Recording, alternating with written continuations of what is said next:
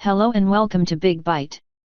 We are a small boutique consultancy specializing on large-scale transformations often supported by SAP software. Our focus lies on inventory optimization under careful consideration to also raise availability, fill rates, and service levels. Our customers, small and large, have experienced rapid improvements and are now expanding the tactics and methods we implement to their entire organization. The results are large-scale efficiency increases and standardization across the board. Allow me to elaborate on why I believe in the bigbyte philosophy, and why it has been so successful. There are primarily three things we believe will make a big positive difference in your planning and execution. First, the transformation to a rule-based planning system. I don't know whether your planners plan by chance and only react to problems instead of planning ahead, but that is what we see happening in lots of organizations. Planners pick parts they consider important and then analyze these parts' performance, and when they're not happy with the result, they make decisions that often are not thought through entirely, not considering unintentional consequences, but are rather based on momentous ideas to apply a quick fix that eventually fails. It's all happening in a lawless system where every planner devises their own scheme of planning and monitoring, often executed with spreadsheets, lacking any integrational balance or effective communication with suppliers and partners internally or externally. This is the first thing we suggest to transform. To transform into a rule-based system where every planner thinks alike and acts alike. Where planners devise the rules and the system executes the rules and alerts the planner when there is a true exception to the rule. Second, we promote the application of absorption-based planning. What we mean by that is simple: absorb the noise and variability that undoubtedly develops in your planning, as much as you possibly can. This should be your primary mantra: noise absorption at all cost. It is a fact that noise and variability degrades your supply chain performance.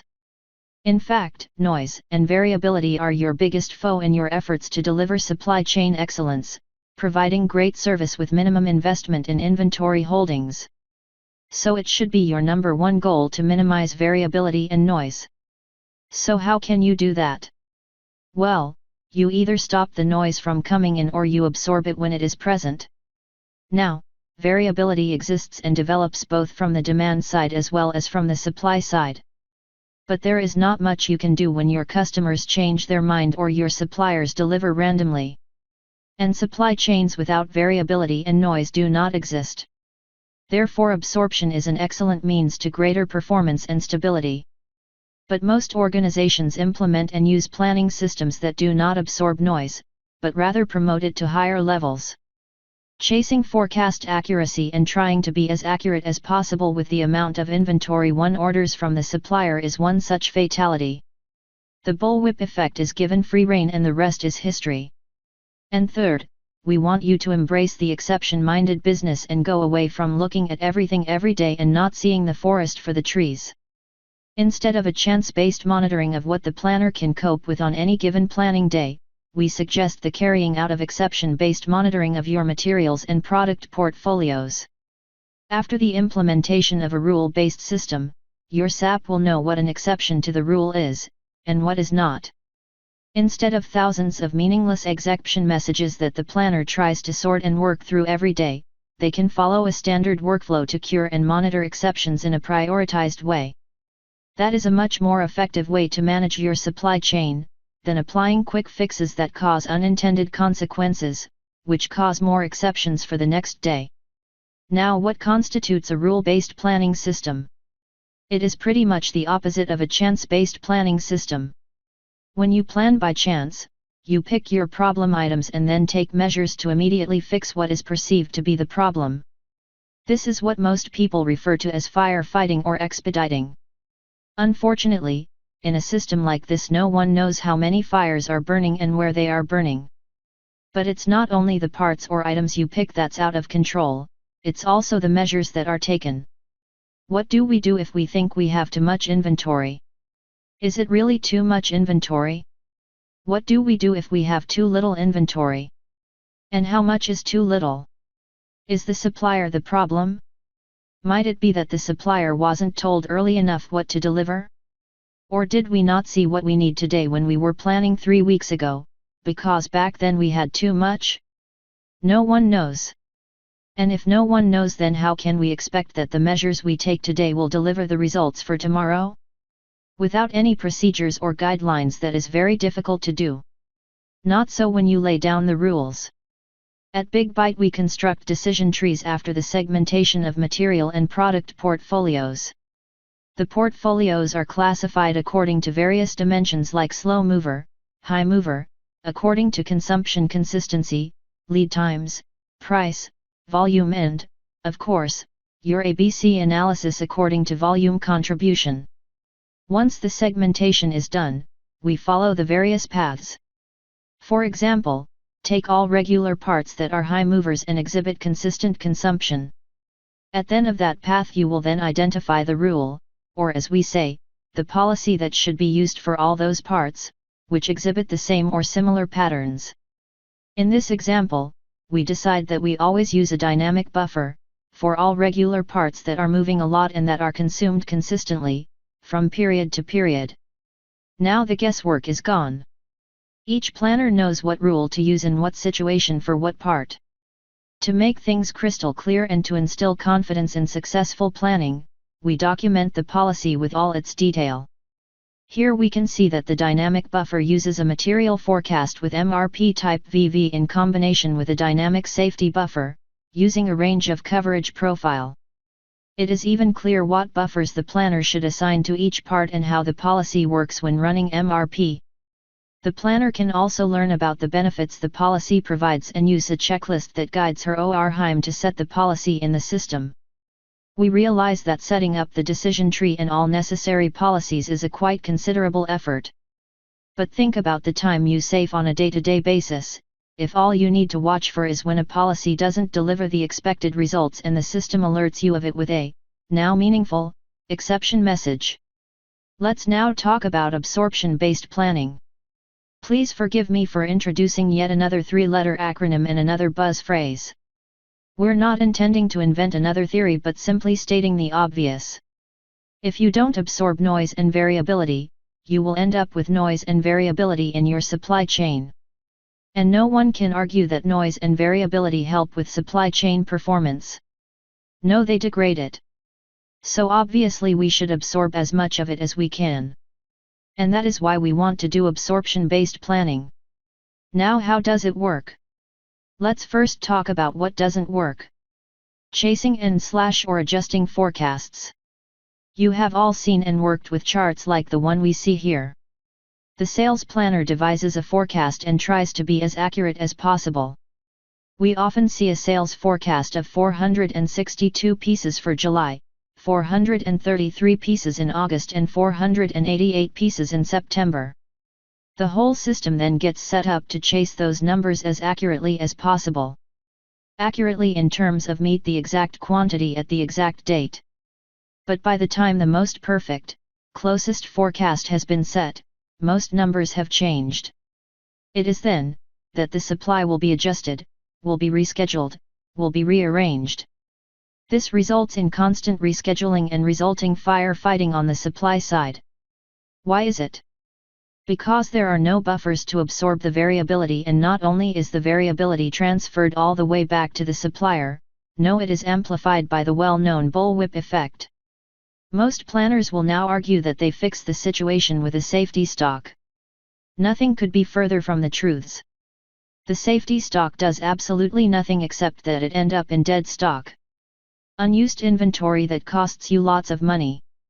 A very different way now would be to execute on absorption-based planning. With it you avoid the constant firefighting on the supply side, because you absorb most of the noise before it enters the system. The key to it is that you add a cushion, or a buffer on the demand side. This buffer will absorb the difference in terms of quantities or dates that come through variability on the demand side. But it does not absorb all the changes. It absorbs variability to the degree of the size of the buffer. Once the buffer is exceeded, the remaining variability will move through and into the system. Think of it like a shock absorber in your car.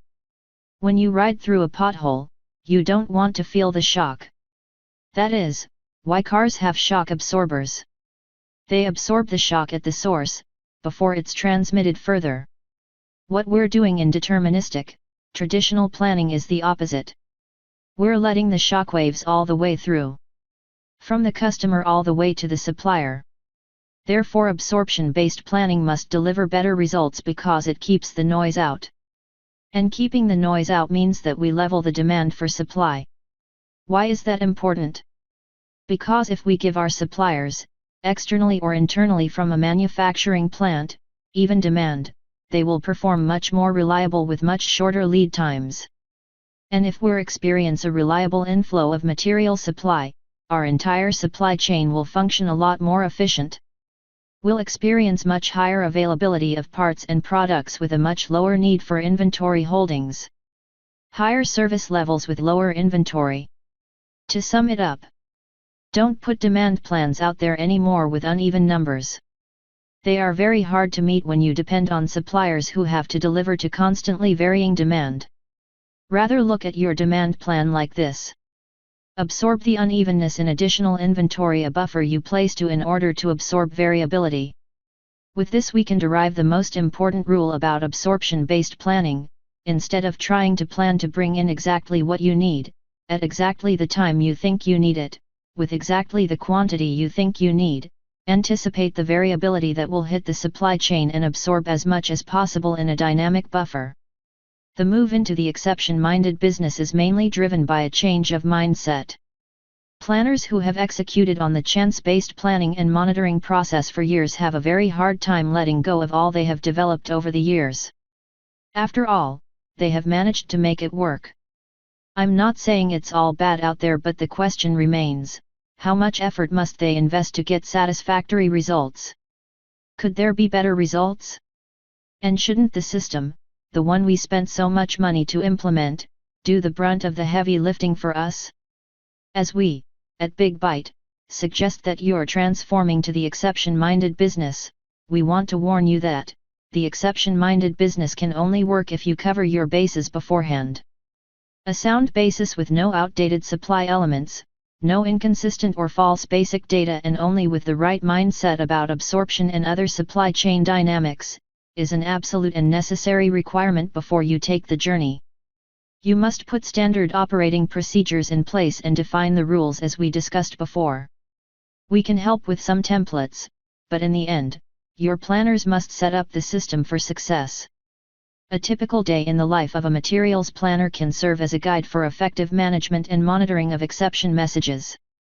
And then, decision-making support like the OODA loop, a guide for decision-making invented by Colonel John Boyd, can make a great positive difference with your expediting and necessary adjustments that are still to be made, even with, or especially because, the exception-minded business. With the OODA loop, instead of dealing separately with every exception, we're taking a more holistic approach to problem-solving and decision-making. We observe the outcomes, and relate them to our framework of reference, so as to arrive at decisions that we eventually also act upon. The OODA loop provides us with the guidance, information, and authority to apply fixes that are sustainable, and without unintended consequences. The OODA loop is more than just a circle you go around.